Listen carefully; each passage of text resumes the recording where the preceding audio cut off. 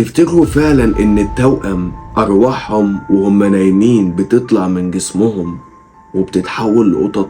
وهل وجع القطة لو انت ضربتها هتترد في جسم الانسان في نفس اللحظة؟ وايه السر اللي بيخلي اهلنا في الصعيد بيترعبوا لما بيشوفوا قطة بتقرب من طفل صغير عندهم في السرير؟ انا مش هحكي خرافات، انا هفتح ملفات عن واقع قصة حقيقية حصلت، وعلشانها ومنها قصة الرعب اللي ظهرت والناس شافت التوأم في الكاميرات وشافوا الرعب في عينيهم.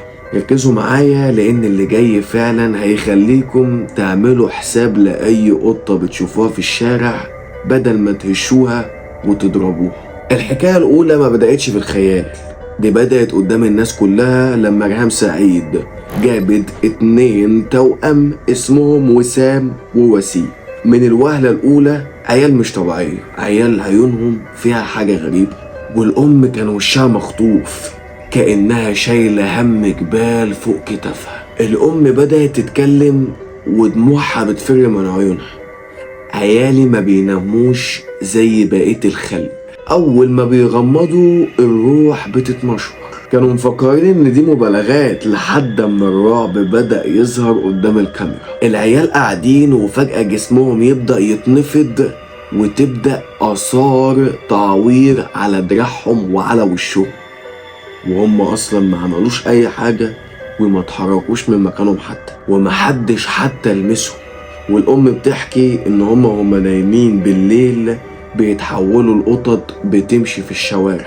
وقالت واقعة غريبة جدا إن مرة شفت وسام وهو نايم سمعت صوت مواء جاي من بره، صوت قطة مخنوقة، ولما جريت عليه لقيت وش ابنها اسود وبيطلع رغاوي من بقه كأنه بيتخنق فعلا. وأول ما القطة دي بعدت عن الباب الولا رجع خد نفسه كأنه رجع من الموت. الناس اللي كانت بتلاحظ ده كانوا بيرتعشوا وكانوا بيشوفوهم لأنهم كانوا بيطلبوا أكل ني وهم مش في وعيهم.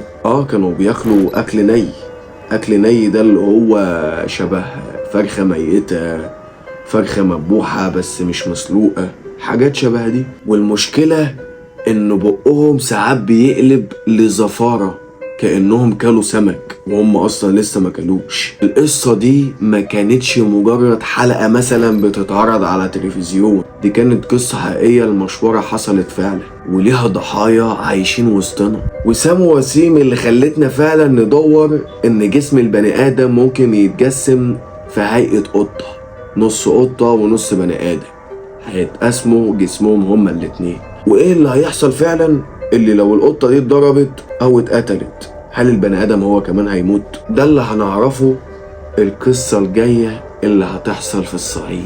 دي حصلت في قرية منسية في قلب الصعيد، أبطالها توأم اسمهم عزيز وعزة. من صغرهم والبلد عارفة إن هما مشاورية، لدرجة إن الأم لما كانت بتروح للسوق وتسمع إن في حد ضرب قطة تجري وتصرخ وتلطم وهي راجعة البيت، لأنها عارفة إن الوجع هيسمع في عيالها. في ليلة صيف حر كان في راجل من البلد اسمه الحاج منصور قاعد في الحوش بتاعه بيجهز ذبيحة عنده الصبح عزومة كبيرة، قاعد واللحمة مرصوصة قدامه، وفجأة ظهرت له قطة بلية رمادية عيونها واسعة وبتبص ليه بنظرة بجاحة مش طبيعية. القطة نطت من غير خوف وجابت حتة كبدة بشكل مش طبيعي. الحاج منصور دمه غلي ومسك المنجل اللي كان بيقطع بيه وحدفه بكل قوته على القطة اللي كانت بتهرب من فوق السور. المنجل رشق في طرف ودن القطة اللي على اليمين وطير منها حتة، والقطة صرخت صرخة بشرية خلت الحاج منصور يتمسمر مكانه من كتر الرعب.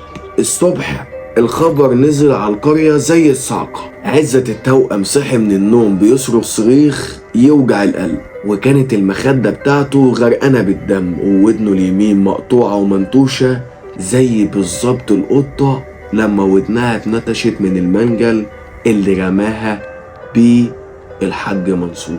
الناس اتلمت والحاج منصور لما شاف اللقطة دي وقع من طوله وعرف ان المنجل بتاعه هو اللي عمل في الواد الغلبان ده وهو نايم. ومن اليوم ده والقرية دي مفيش حد فيها بيجرأ يبص القطة ماشية في الشارع، لانهم شافوا بعينيهم دم القطة هو نفس دم البشر بالظبط. عزت عاش طول عمره بودن مقطوعة، كانت علامة وشكل حي على ان روحه بتتهيأ بشكل قطة وبتمشي بالليل، وان التمشور مش مجرد حكاية، ده قدر محتوم بيعيشوه التوأم في صمت. تفتكروا ايه اللي يخلي روح طفل نايم ودافي تسرق لحمة من راجل غريب؟ وايه اللي هيحصل لو القطة دي كانت ماتت فعلا؟ والسؤال فعلا اللي جه في عقلي واللي شغل ناس كتير، ان القصة دي حقيقية فعلا، وهل التوأم بيتحولوا لقطط بالليل؟